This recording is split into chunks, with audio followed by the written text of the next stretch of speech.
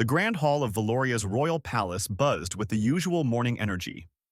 Servants moved quietly through the marble corridors, their footsteps echoing against the high ceilings adorned with paintings of past monarchs.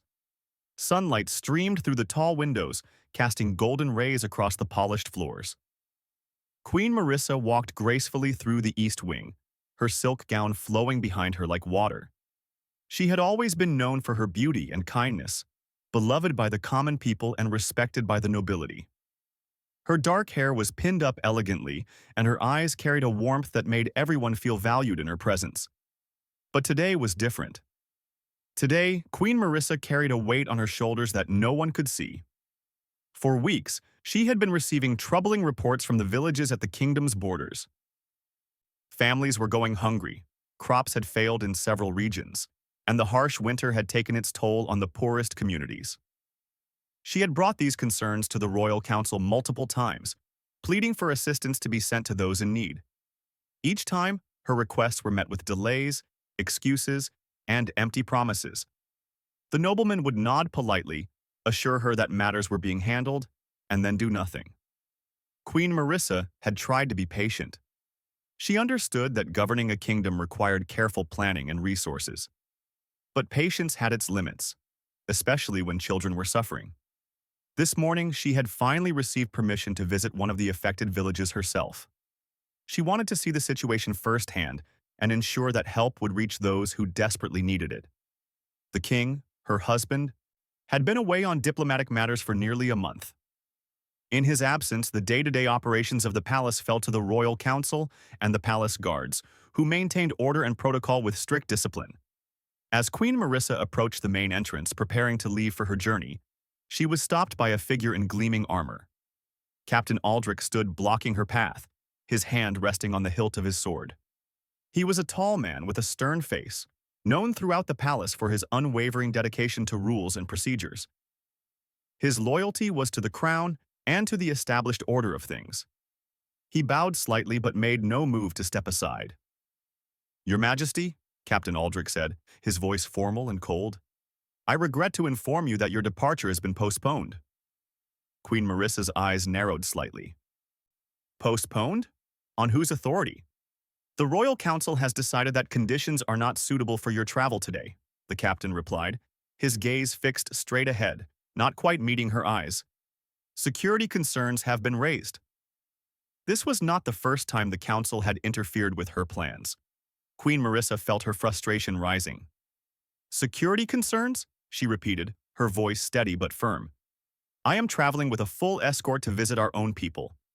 What security concerns could possibly justify leaving families without aid for another day?" Captain Aldrich's expression did not change. "I follow orders, Your Majesty. The council's decision is final." The Queen took a deep breath, trying to maintain her composure. She knew that arguing with the captain would accomplish nothing. He was simply a messenger, carrying out instructions from men who sat in comfortable chambers while villagers suffered. But the situation had gone on long enough. Every day of delay meant more hardship for people who were counting on their queen to help them. "I wish to speak with the council immediately," Queen Marissa said, her voice carrying the authority of her position. "The council is not currently in session, Your Majesty," the captain responded. "They will reconvene this afternoon." "This afternoon?" The Queen's voice rose slightly. "Captain, people are suffering right now. Not this afternoon, not tomorrow. Now." For the first time, Captain Aldrich's expression shifted slightly, a hint of discomfort crossing his features. But his stance remained firm. "I understand your concern, Your Majesty, but I have my orders. You cannot leave the palace grounds today." Something inside Queen Marissa snapped.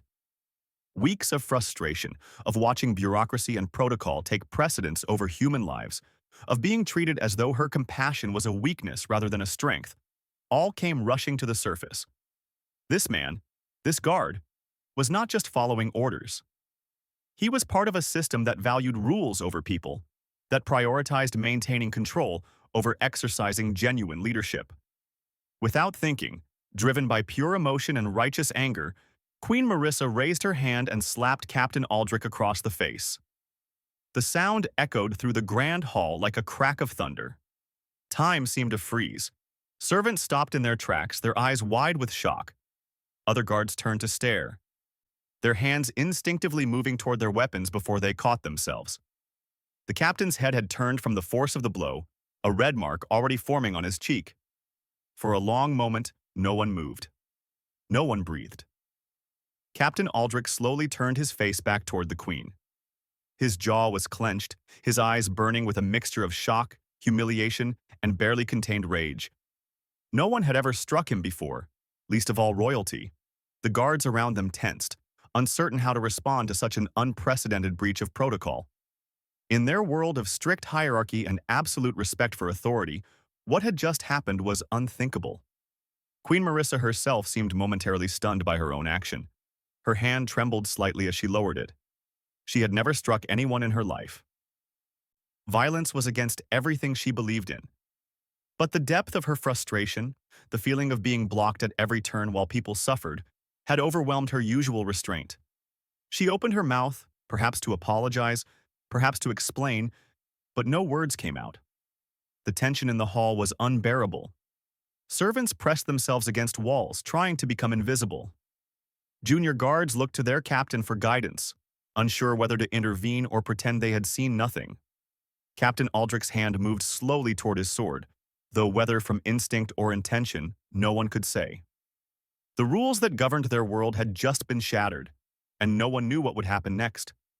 Then, from across the grand hall, came the sound of heavy doors opening.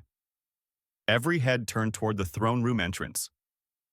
The massive wooden doors, intricately carved with the kingdom's history, swung wide on their iron hinges. Through them emerged a figure that made every person in the hall immediately drop to one knee. King Theodore had returned. He was not supposed to be back for another week. The diplomatic mission to the neighboring kingdom was supposed to have required more time. Yet here he stood, still wearing his traveling cloak, dust from the road visible on his boots. His presence commanded instant respect. King Theodore was not a man of great physical stature, but he carried himself with a dignity and authority that filled any room he entered. His beard was neatly trimmed, his eyes sharp and observant, missing nothing. He had entered through the throne room, which connected directly to the grand hall through a private entrance used only by the royal family. From his position, he would have had a clear view of everything that had just transpired. His eyes moved from the kneeling servants to the stunned guards, finally settling on Queen Marissa and Captain Aldrich, who stood frozen in the center of the hall. The king's expression was unreadable. He walked forward slowly, his footsteps the only sound in the oppressive silence. Everyone remained on their knees, heads bowed, barely daring to breathe. Queen Marissa's heart pounded in her chest. She had acted rashly, allowed emotion to overcome her judgment. Striking a royal guard was a serious offense, regardless of the circumstances. Even as queen, there would be consequences. The law applied to everyone, or it applied to no one. King Theodore stopped a few paces from where his wife and the captain stood. His eyes moved between them, taking in the red mark on Aldrich's cheek, the guilty expression on Marissa's face, the tension in every line of the guard's body. The silence stretched on, becoming almost painful in its intensity. Finally, King Theodore spoke, his voice calm but carrying an edge that made everyone listen carefully. "Captain Aldrich, explain to me what has transpired here." The captain straightened, though he remained kneeling. His voice was strained, working to maintain professionalism despite the obvious humiliation he had suffered. "Your Majesty, Queen Marissa struck me when I informed her that her planned journey had been postponed by order of the Royal Council." The king's eyebrow raised slightly. "The council postponed the queen's journey. On what grounds?" "Security concerns, Your Majesty," the captain replied. "Security concerns," King Theodore repeated slowly, as if tasting the words. His eyes shifted to his wife. "Queen Marissa, is this true? You struck Captain Aldrich?" The queen raised her eyes to meet her husband's gaze. She had never lied to him, and she would not start now, regardless of the consequences. "Yes, my lord, I did. There is no excuse for my behavior. I allowed my frustration to overcome my judgment." The king nodded slowly, his expression still revealing nothing of his thoughts. He turned back to the captain. "And this journey that was postponed, what was its purpose?" Her Majesty wished to visit the border villages, Your Majesty, Aldrich answered. The villages that have been suffering from crop failures and winter hardships, the king said. It was not a question. He was clearly already aware of the situation. The villages that the Queen has been requesting aid for over the past several weeks. Yes, Your Majesty, the captain confirmed. King Theodore was quiet for a long moment, his eyes distant, clearly thinking through the implications of everything he had just learned. The people in the hall remained frozen, waiting for judgment to be passed. Would the king punish his wife for striking a guard? Would he support the council's decision to block her journey? Or would something else happen entirely?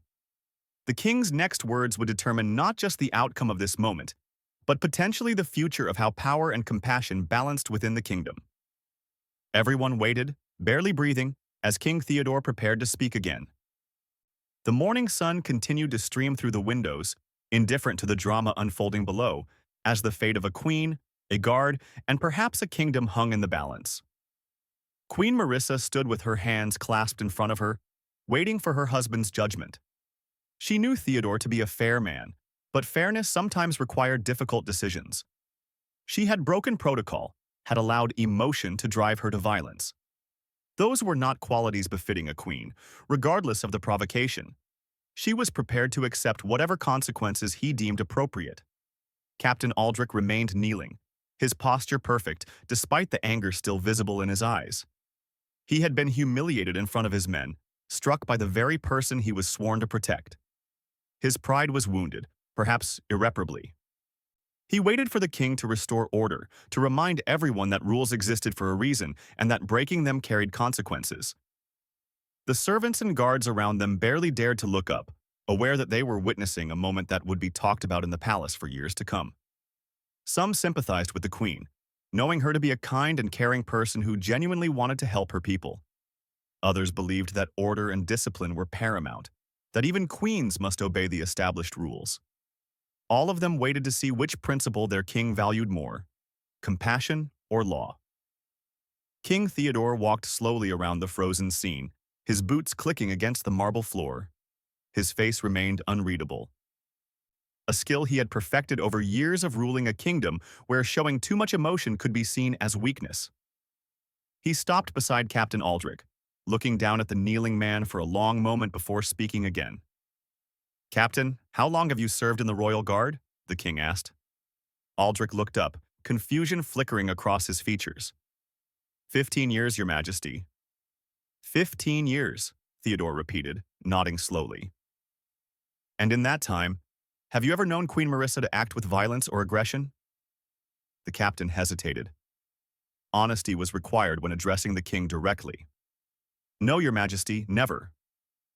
"Has she ever been anything but gracious, kind, and respectful to you and your men?" "No, Your Majesty," Aldrich admitted, his voice quieter now. King Theodore nodded again, then turned to face the assembled servants and guards. "Let me tell you all something about Queen Marissa," he said, his voice carrying through the hall. "When I first met her, she was not royalty. She was the daughter of a merchant, intelligent and compassionate, with a deep love for all people regardless of their station. I fell in love with her not because of her beauty, though she is beautiful, but because of her heart. She saw people that others overlooked. She cared about suffering that others ignored." The queen's eyes widened slightly. She had not expected her husband to speak this way, especially not in front of the entire court. Theodore rarely showed personal emotion in public settings. "When we married," the king continued, "I made her a promise. I told her that her compassion would not be a liability in this palace. I told her that her desire to help people would be honored, not hindered. I told her that as queen, she would have the power to make real change in people's lives." He paused, his jaw tightening. "It seems that in my absence, some have forgotten that promise." A murmur ran through the assembled crowd. The king's words were carefully chosen, and everyone understood their implication. He was not just addressing what had happened between the queen and the captain. He was addressing a larger issue within the palace's power structure. Theodore turned back to Captain Aldrich. "Stand up, Captain." Aldrich rose to his feet, standing at attention. The mark on his cheek had darkened to an angry red. "You were following orders," the king said. "That is what a good soldier does. But tell me, Captain, when you delivered those orders to the queen, did you feel they were just?" The question caught Aldrich off guard. His mouth opened, then closed. Finally, he spoke carefully. "It is not my place to question orders, Your Majesty." "That is not what I asked," King Theodore said firmly. "I asked if you felt they were just." The captain's struggle was visible on his face. He was a man who valued discipline and hierarchy above all else, but he was also a man who had sworn an oath not just to follow orders but to serve the kingdom and its people. Finally, he spoke, his voice low. "I knew that the Queen's mission was urgent. I knew that people were suffering, but the Council's concerns about security were also valid." "Were they?" the king challenged. "Or were they convenient excuses to maintain control?" Silence fell again. These were dangerous words. The king was openly questioning the authority of his own royal council, the very body that helped him govern the kingdom. Some of the older servants looked uncomfortable. This kind of internal conflict could destabilize the entire court. King Theodore walked over to his wife. Queen Marissa looked up at him, uncertainty in her eyes. She still did not know whether he had come to support her or to discipline her. Theodore reached out and gently took her hand. "My queen struck you, Captain Aldrich," the king said, still looking at his wife. "That was wrong. Violence is never the answer, regardless of provocation. She knows this, and I know she regrets her action." He squeezed Marissa's hand gently. "But do you know what I find far more offensive than that single slap?" He turned back to face the captain and the assembled court. "I find it offensive that my wife has spent weeks trying to help our people, only to be blocked at every turn by men more concerned with political maneuvering than with human suffering. I find it offensive that a queen who wants to visit her own people must ask permission from bureaucrats who have never gone hungry a day in their lives. I find it offensive that protocol and procedure have become more important than compassion and action." The king's voice grew stronger, more passionate. "My wife did something wrong today. She lost control of her emotions and struck a guard. But her emotions were born from a place of love for her people. She was frustrated because she cares. She was angry because children are suffering while we debate security protocols." He looked around the hall, meeting the eyes of servants and guards alike. "Tell me, all of you, what is the greater sin? One moment of human weakness from a woman trying to save lives? Or weeks of calculated indifference from men with full bellies turning away from those in need?" No one answered. No one dared to. But the impact of the king's words was visible on every face. Some looked ashamed. Others looked thoughtful. A few looked angry, likely members of the council or their supporters. King Theodore turned back to Captain Aldrich. "Captain, my wife owes you an apology for striking you, and she will give it, because that is the right thing to do. But you and the royal council owe her something as well. You owe her the respect that her position and her intentions deserve. You owe her the support to carry out her duties as queen, and most importantly, you owe our people the help they desperately need." The king then did something that stunned everyone in the hall. He moved toward his throne, which was visible through the open doors of the throne room. With deliberate steps, he climbed the platform and sat down, the symbol of his ultimate authority in the kingdom. From this position, he was not just Theodore the man or Theodore the husband.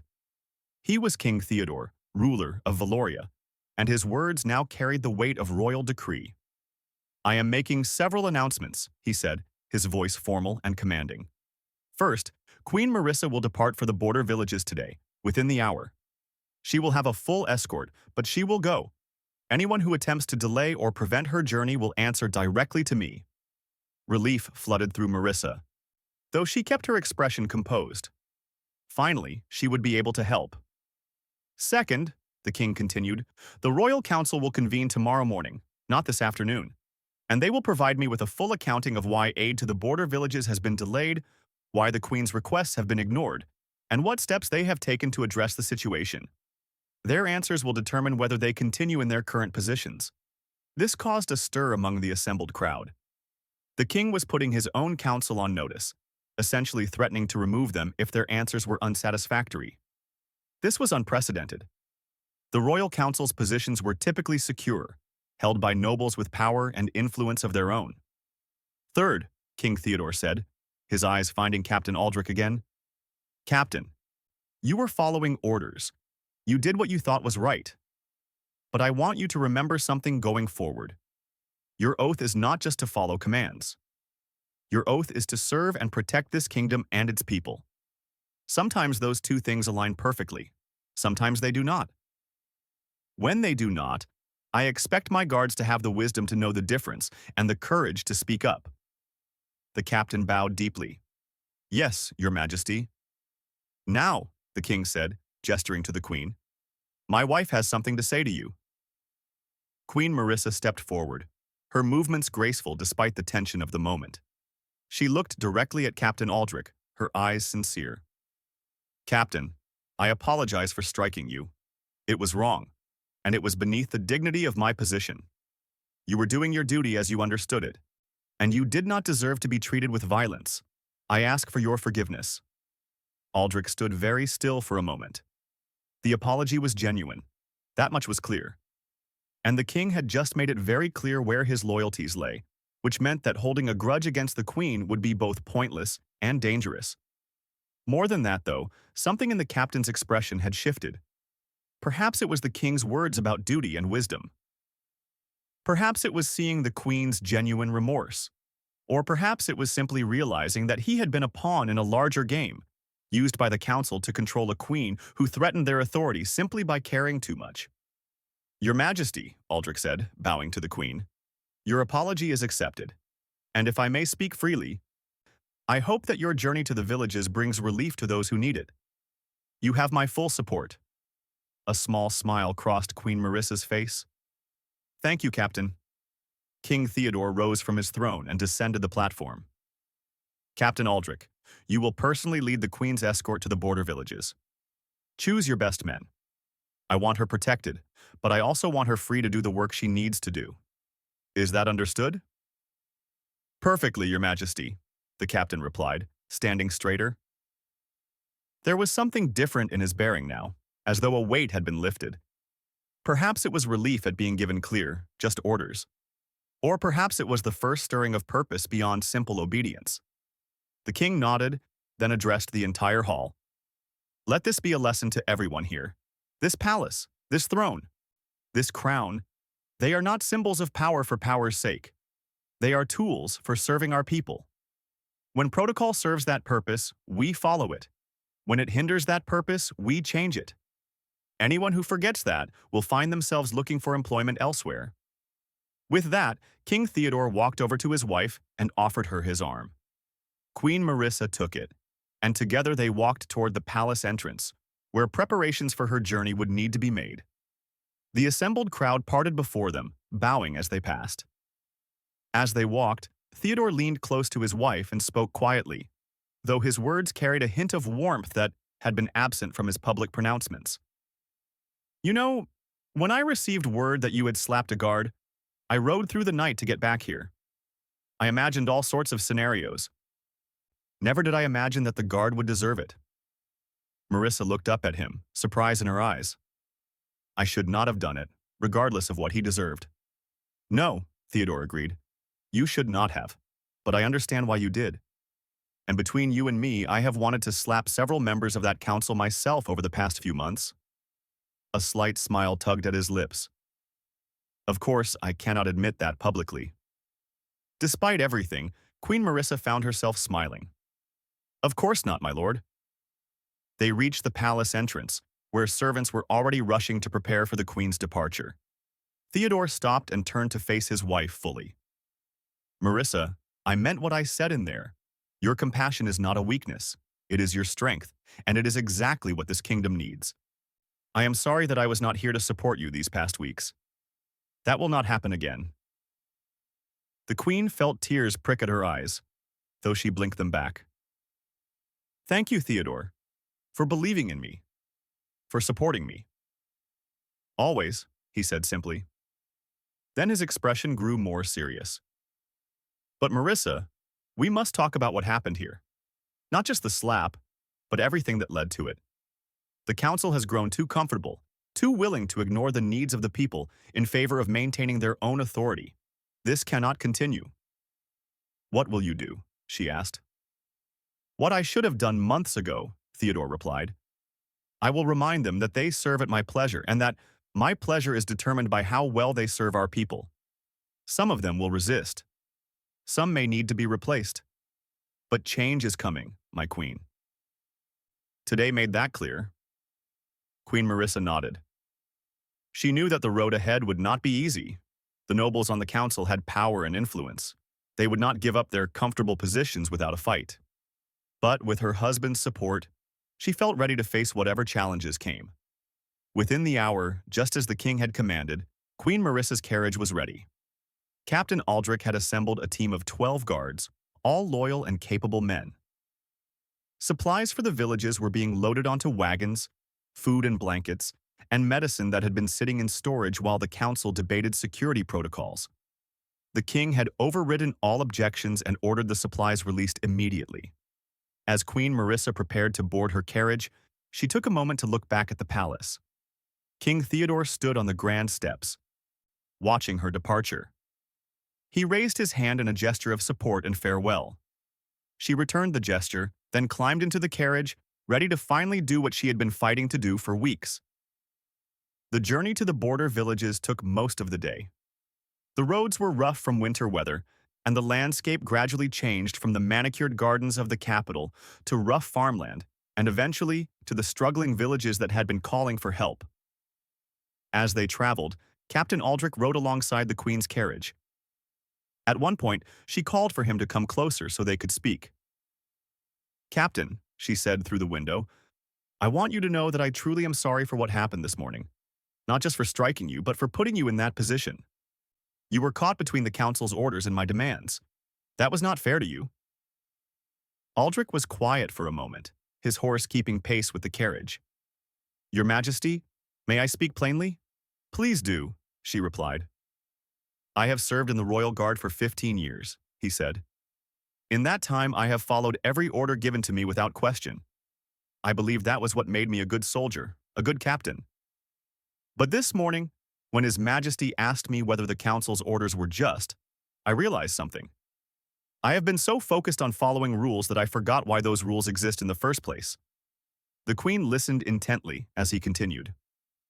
The Guard exists to protect the kingdom and its people, not to protect the council's political games, not to enforce rules just for the sake of rules. When I stopped you this morning, I knew in my heart that what I was doing was wrong, but I did it anyway because it was an order. He looked at her directly. Your Majesty struck me, yes, but in doing so, you woke me up. You reminded me that sometimes the right thing and the lawful thing are not the same. And when they are not, we must have the courage to do what is right. Queen Marissa felt a surge of respect for this man. It took strength to admit such things, especially for someone who had built his entire life around discipline and obedience. Thank you, Captain. That means more than you know. When they finally reached the first village, the extent of the suffering became immediately clear. The houses were in disrepair, their roofs damaged from winter storms.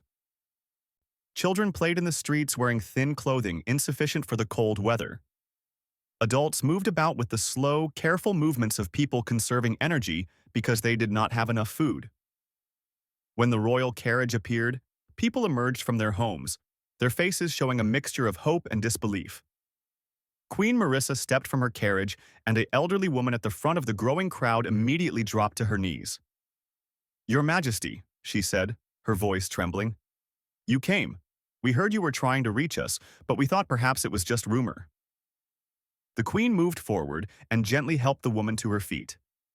It was not rumor, and I am sorry it took so long. But I am here now, and I have brought help. Over the next hours, Queen Marissa worked tirelessly. She directed the distribution of food and supplies. She spoke with families about their needs. She listened to the village elder explain how the crop failures had started, how the winter had been harsher than usual, how they had tried to make their stored food last but it had simply not been enough. She held children who were too weak from hunger to play. She comforted mothers who were trying to be strong but were clearly at their breaking point. Captain Aldrich and his men helped with the distribution, and the captain found himself moved by what he saw. These were not just statistics or reports. These were real people, families with names and stories, suffering in ways he had never fully understood from the comfort of the palace. He began to understand why the queen had been so desperate to reach them, why she had fought so hard against the council's delays. As evening approached, the queen sat with a group of village women around a small fire. They were thanking her, telling her that the supplies would make an enormous difference, that they had hope again. One young mother, holding a baby who had been dangerously thin but had just been fed for the first time in days, looked at the queen with tears in her eyes. "Your Majesty, why did you come yourself? You could have sent the supplies with soldiers. Most nobles would have." Queen Marissa was quiet for a moment, looking into the fire. "Because you are not numbers on a report to me. You are people. And when people are suffering, those of us with the power to help have a responsibility to see that suffering with our own eyes. Otherwise, it becomes too easy to look away, to find excuses for why we cannot help, to prioritize comfort over compassion." She looked up at the women around her. "I needed to be here, not just for you, but for myself, to remember what this crown is really for." The women nodded, understanding passing between them. These were simple people, farmers and craftspeople, but they recognized genuine care when they saw it. This queen was different. She had not come with speeches and ceremonies. She had come with food and medicine and her own two hands to help distribute them. As night fell, Captain Aldrich approached the queen. "Your Majesty, we should prepare to return to the palace. It is not safe to travel these roads after dark." Queen Marissa looked around at the village. There was still so much to do. "There are 2 more villages we need to reach, Captain. Villages in even worse condition than this one." "I understand, Your Majesty, but we did not bring enough supplies for multiple villages. We will need to return for more." The queen smiled. "Then we will return for more. But not tonight. Tonight we stay here. In the morning we will send word to the palace for additional supplies and continue to the other villages." Aldrich looked uncertain. "The king did not authorize an extended journey, Your Majesty." "The king authorized me to help our people," Queen Marissa replied gently but firmly. "That is exactly what I intend to do. If His Majesty has concerns, he may come out here himself and tell me so." A hint of a smile crossed the captain's face. "Yes, Your Majesty." They spent the night in the village, the queen sleeping in the elder's modest home while her guards set up a camp nearby. In the morning, 2 of the guards rode back to the palace with a message for the king, requesting more supplies and explaining the queen's intention to visit all the affected villages. The rest of the group prepared to move on to the next village. Back at the palace, King Theodore read his wife's message with a mixture of amusement and pride. She was not asking for permission. She was informing him of her plans and requesting the supplies she needed to carry them out. This was exactly the kind of initiative he had meant to encourage with his speech in the Grand Hall. He immediately ordered additional supplies prepared and sent word back that he fully supported her mission. He also called the royal council into session, as he had promised. The noblemen arrived looking uneasy.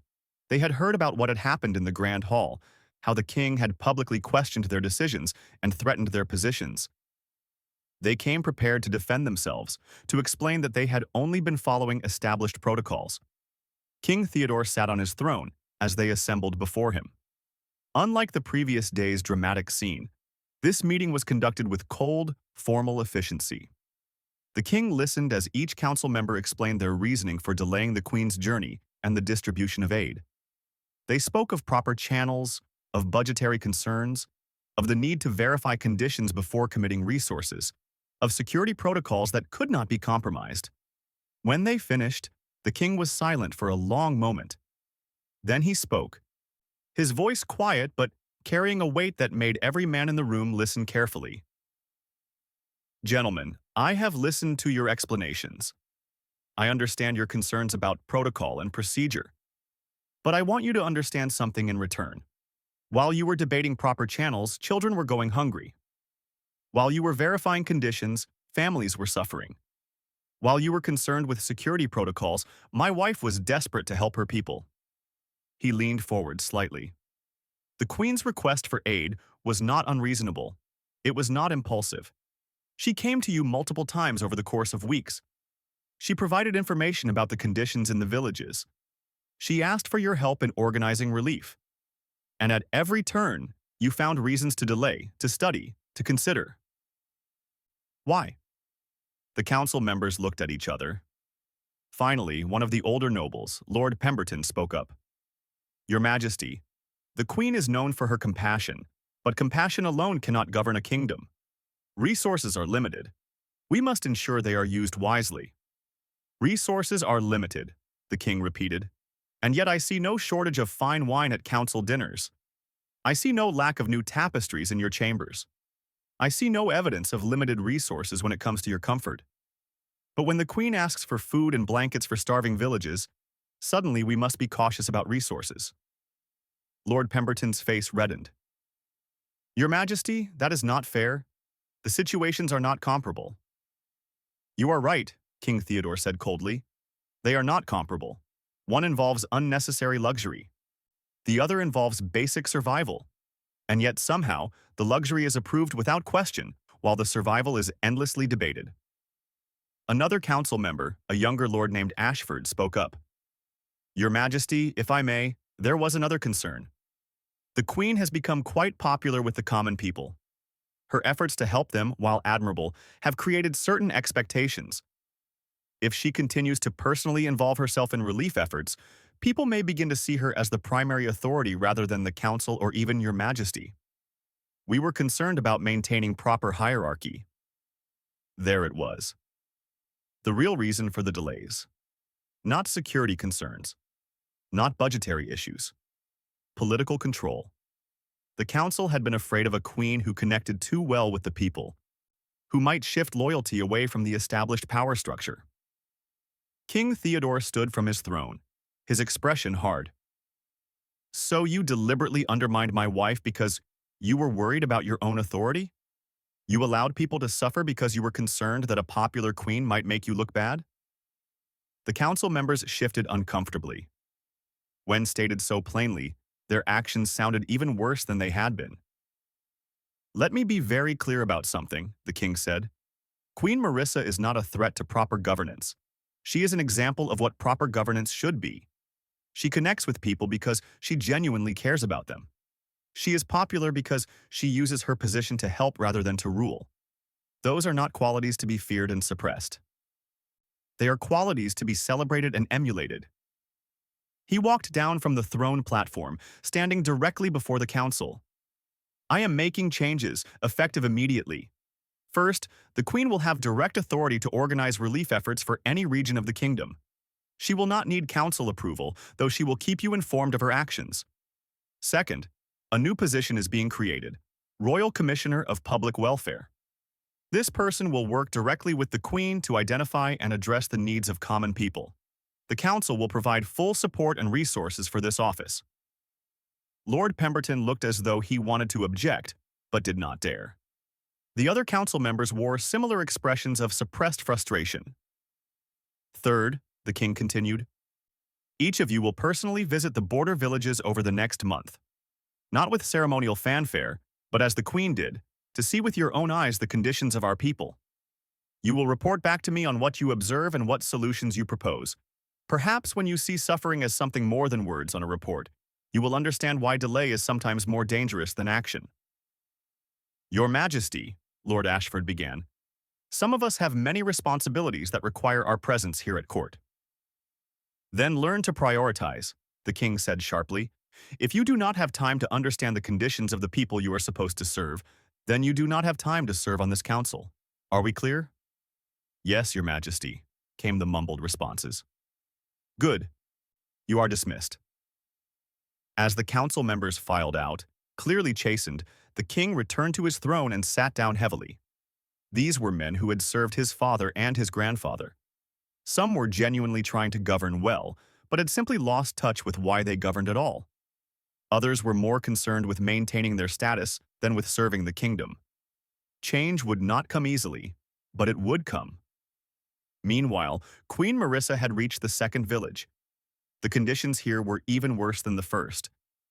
An outbreak of winter fever had swept through, taking several of the elderly and leaving many others weak.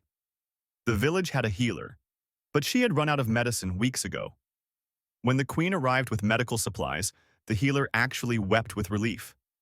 Over the next 3 days, Queen Marissa and her escort visited all 3 villages in the border region. They distributed food, medicine, and blankets. The queen spoke with hundreds of people, learning about their lives, their struggles, their hopes. Captain Aldrich and his men worked alongside villagers to repair damaged roofs and secure homes for the remaining winter weather. What had started as a simple relief mission became something more, a genuine connection between the royal family and the people they served. On the 4th day, as they prepared to return to the palace, the village elders gathered to see the queen off. The elder from the first village, an old man named Marcus, stepped forward to speak for all of them. "Your Majesty," he said, "we are simple people. We do not understand the politics of courts and councils. But we understand kindness. We understand someone who sees us as people, not as problems to be managed. You came when we needed you. You listened when we spoke. You worked alongside us. That is what a true queen does."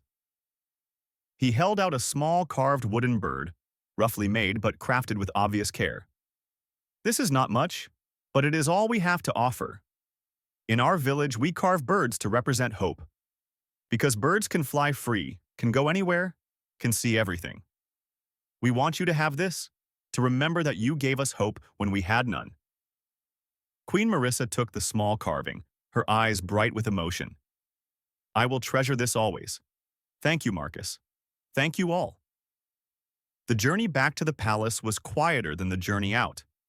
Everyone in the group was tired, but it was a good tired, the exhaustion that comes from meaningful work. Captain Aldrich rode beside the Queen's carriage again, and at one point she called for him. "Captain, I want to thank you. You and your men have gone far beyond the call of duty these past days." Aldrich smiled, something he rarely did. "Your Majesty, I have learned more about true service in these 4 days than in 15 years of following orders. My men and I will speak of this journey for the rest of our lives. You have shown us what it means to lead with compassion." When they arrived back at the palace, King Theodore was waiting at the entrance. He came down the steps as the carriage arrived, opening the door himself before any servant could do so. Queen Marissa stepped out, dusty from travel, exhausted but smiling. "Welcome home," Theodore said warmly. "It is good to be home," she replied. Then she showed him the small wooden bird. "Look what they gave me."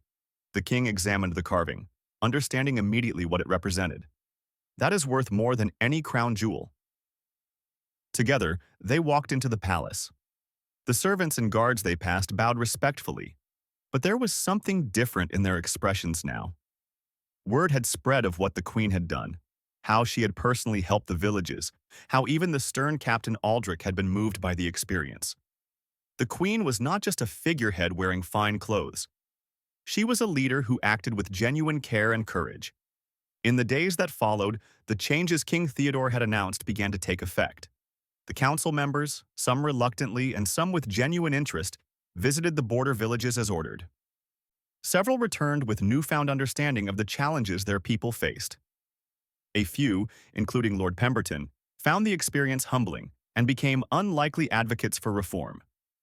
The position of Royal Commissioner of Public Welfare was filled by a young noble named Catherine, who had grown up in a merchant family before marrying into nobility.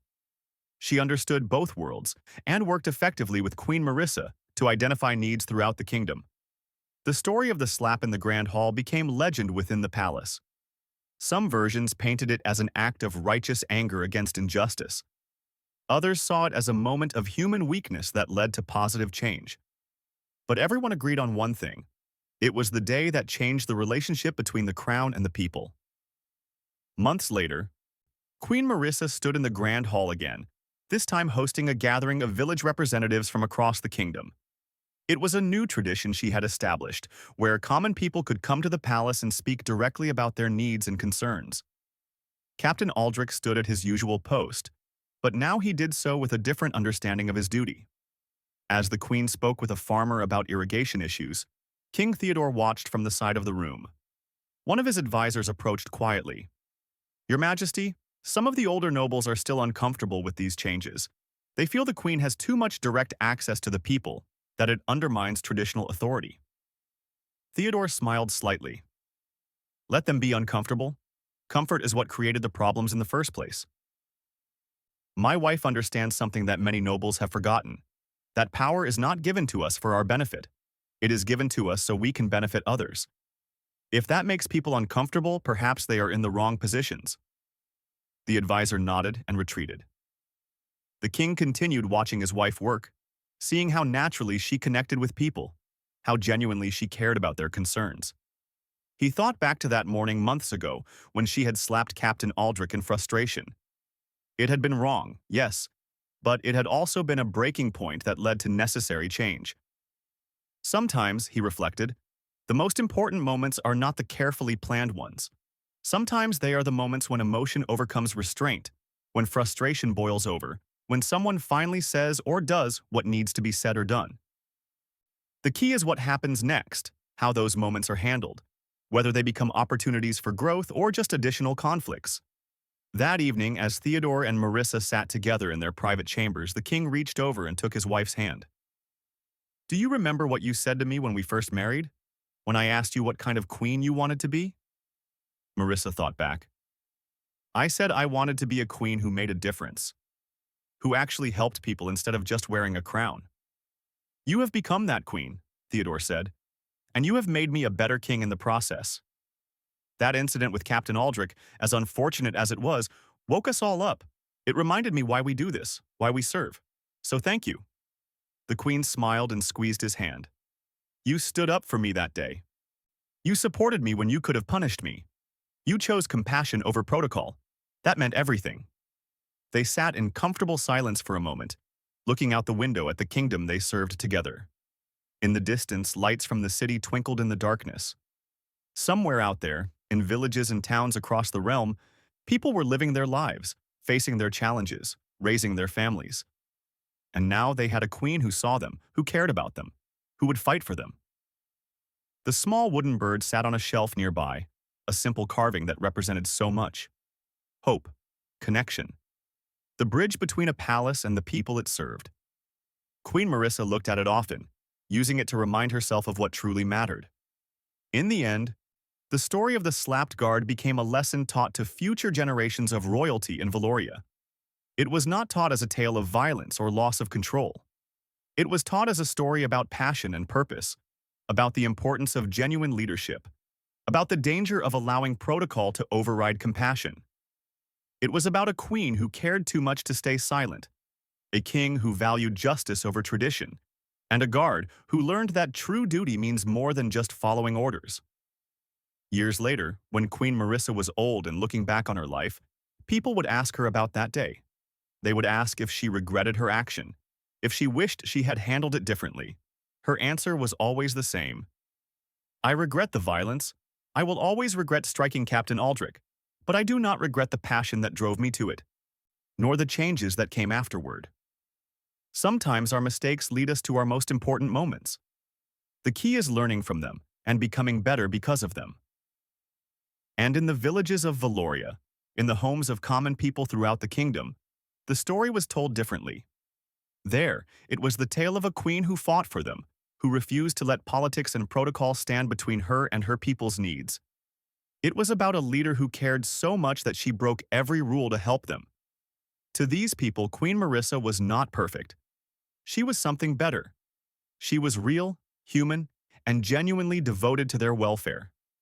The small wooden bird remained in the palace for generations, passed down through the royal family as a reminder of what true leadership meant. And whenever a new ruler took the throne, they were told the story of Queen Marissa and the day she slapped a guard, not as a tale of scandal, but as a lesson in courage, compassion, and the willingness to fight for what is right, even when the entire system stands in your way.